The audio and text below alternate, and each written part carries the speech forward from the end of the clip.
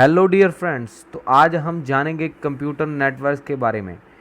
तो सबसे पहले जानते हैं कि कंप्यूटर नेटवर्क क्या होता है। तो कंप्यूटर नेटवर्क होता है जिसमें दो या दो से ज़्यादा कंप्यूटर्स या कोई भी हार्डवेयर डिवाइसेस आपस में अटैच होते हैं, जो आपस में किसी भी तरह से कम्युनिकेट कर सकते हैं, डाटा सेंड रिसीव कर सकते हैं, और उस नेटवर्क को कंप्यूटर नेटवर्क बोला जाता है।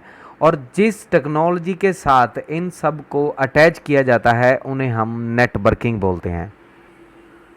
तो अगर डेटा कम्युनिकेट करना है हमने किसी दूसरे कंप्यूटर के साथ, तो उसके लिए कुछ उसके पार्ट्स होते हैं, कुछ उसके कंपोनेंट्स होते हैं। उनमें से सबसे पहले आता है मैसेज। तो मैसेज क्या चीज़ होती है? तो मैसेज वो डाटा होता है जो हमें सेंड करना होता है या रिसीव करना होता है। वो किसी भी फॉर्म में हो सकती है, वो किसी टेक्स्ट में, पिक्चर में, ऑडियो में या वीडियो में, कैसे भी हो सकता है। और उसके बाद होता है सेंडर। तो सेंडर वो वाले कंप्यूटर को बोल सकते हैं, वो वाले डिवाइस को बोल सकते हैं, यहाँ से वो डाटा सेंड होगा, भेजा जाएगा। और उसके बाद आता है रिसीवर। तो रिसीवर जो उस डाटा को कैच करेगा, यानी कि सेंडर ने जो सेंड किया है मैसेज, तो वो जिसके पास पहुंचेगा उसे हम रिसीवर बोलते हैं। और उसके बाद आता है ट्रांसमिशन मीडिया। तो ट्रांसमिशन मीडिया क्या होता है? जिसके जरिए हमारा वो डाटा एक जगह से, यानी कि सेंडर से लेकर रिसीवर तक पहुंचेगा, उसे हम ट्रांसमिशन मीडिया बोल सकते हैं। वो कोई केबल भी हो सकती है या फिर वो वायरलेस भी हो सकता है।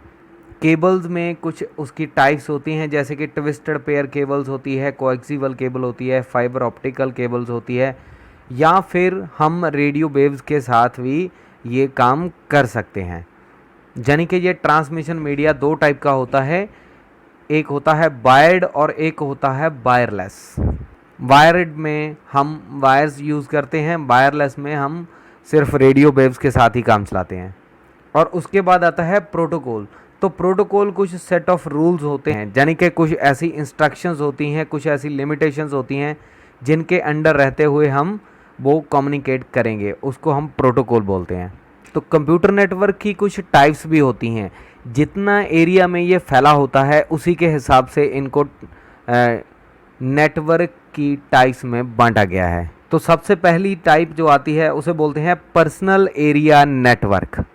और ये पर्सनल एरिया नेटवर्क का मैक्सिमम 10 मीटर का ये एरिया होता है, यानी कि 30 फीट के नियर अबाउट ऐसा हो जाता है। तो उसके साथ हम हमारे डिवाइसेस को कम्युनिकेट आपस में करवा सकते हैं, जिसके साथ हम फाइल ट्रांसफ़र कर सकते हैं या फिर लैपटॉप, मोबाइल्स वगैरह हम उसमें अटैच कर सकते हैं। तो उसके बाद अगली टाइप आती है लोकल एरिया नेटवर्क की।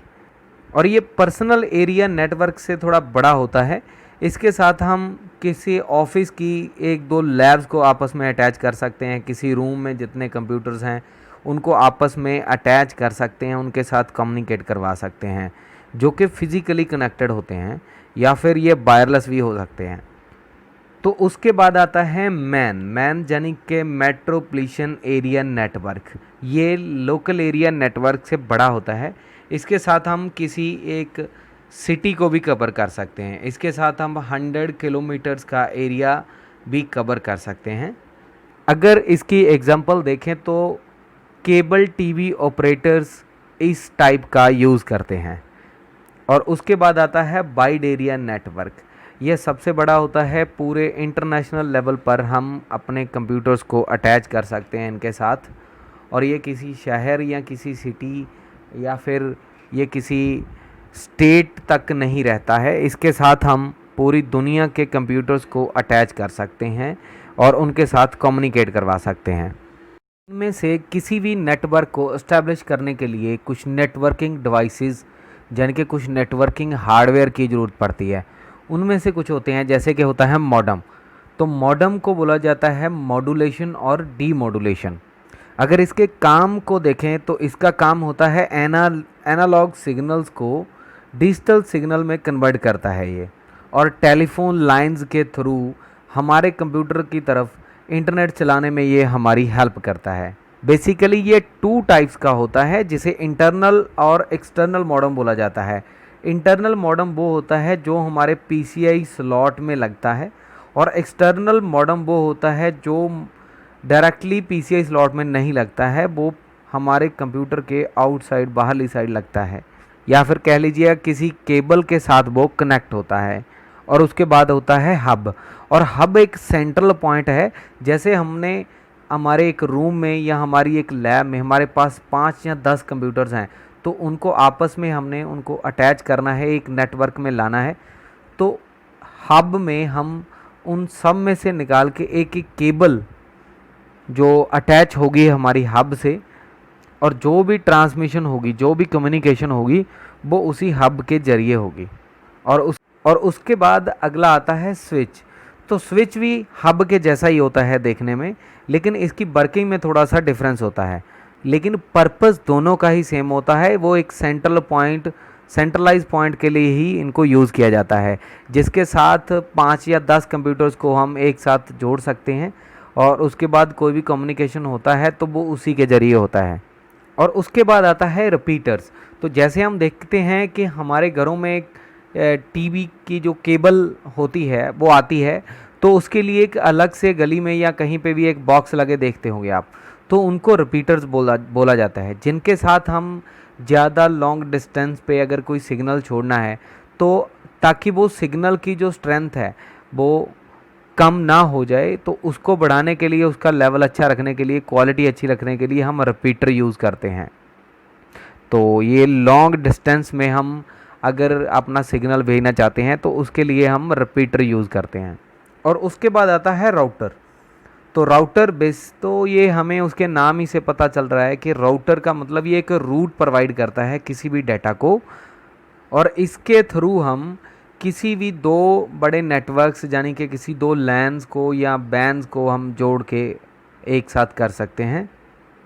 तो ओवरऑल कहेंगे कि राउटर है जो वो कंट्रोलिंग का काम करता है किसी भी एक नेटवर्क को कंट्रोल करने के लिए। और उसके बाद जो हमारा अगला टॉपिक आ जाता है नेटवर्क का आर्किटेक्चर। ये बेसिकली 2 टाइप्स का होता है, जिसमें पहला होता है क्लाइंट और सर्वर का, और दूसरा होता है peer to peer network. Client server network में एक पीसी को हम सर्वर बोलते हैं और बाकी उसके साथ सभी क्लाइंट्स होते हैं। तो सर्वर से हम मेन कंट्रोल जो होता है पूरे नेटवर्क का वो वहीं से करते हैं, और उसके साथ जितने भी क्लाइंट्स होते हैं वो उसको रिक्वेस्ट डालते हैं, उसके बाद ही ये सर्वर है वो काम करता है और उनको परमिशंस देता है कि कौन से डाटे को या कौन से हार्डवेयर को आप यूज़ कर सकते हो और कौन से के लिए आपको ये रिस्ट्रिक्शंस हैं। और दूसरे एंड पे पीयर टू पीयर नेटवर्क में जितने भी कंप्यूटर एक नेटवर्क में अटैच होते हैं उन सभी के पास एक जैसे ही अथॉरिटीज़ होती हैं। तो वो पूरे नेटवर्क के जितने भी रिसोर्सेज हैं, जितने भी डिवाइसेस हैं, वो उनको वैसे ही यूज़ कर सकते हैं। वो अपने खुद के डाटा के ऊपर कोई सिक्योरिटी लगा सकते हैं, इसके अलावा वो पूरे नेटवर्क को कंट्रोल नहीं कर सकते हैं। वो अपने अपने लेवल पे हर किसी के पास सेम अथॉरिटीज़ होती हैं, लेकिन क्लाइंट सर्वर नेटवर्क में ऐसा नहीं होता है। सर्वर के पास ज़्यादा अथॉरिटीज़ होती हैं और क्लाइंट्स के पास कम अथॉरिटीज़ होती हैं, और वो कम या ज़्यादा अथॉरिटीज़ वो सर्वर पे ही डिपेंड करता है।